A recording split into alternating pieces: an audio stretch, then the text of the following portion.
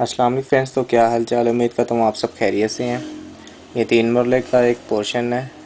ये मैंने आपको डिज़ाइन पहले भी दिखाया है, अभी इसमें रंग फाइनल हो गया। पहले मैंने आपको विदाउट कलर में दिखाया। इसकी जो पैमाइश है रूम की, बेडरूम की, इसकी पैमाइश है 16x10।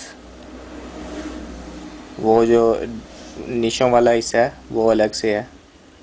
और ये साथ ही एक तो टीवी लॉन है। ये सामने देख रहे हैं आप, ये सीढ़ियों वाला हिस्सा है और ये छोटा सा टीवी लॉन। ये 3 मरले का पोर्शन है। तो इसके साथ ही ये जो देख सकते हैं आप, ये एक स्मॉल बेडरूम है जिसकी पैमाइश 10x10 है। अगर आपको विदाउट कलर में ये डिज़ाइन देखने हैं तो मैं एंड में आपको इसका लिंक दे दूंगा, या तो नीचे या एंड लिस्ट में आपको मिल जाएगा एंड स्क्रीन पे।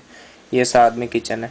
उम्मीद करता हूँ ये डिज़ाइन आपको पसंद आएंगे। डिज़ाइन पसंद है तो वीडियो को लाइक कर दो, हमारे चैनल को सब्सक्राइब कर दो। तो मैं चलता हूँ, इंशाल्लाह मिलेंगे हम नेक्स्ट वीडियो में। तब तक के लिए अल्लाह हाफिज़।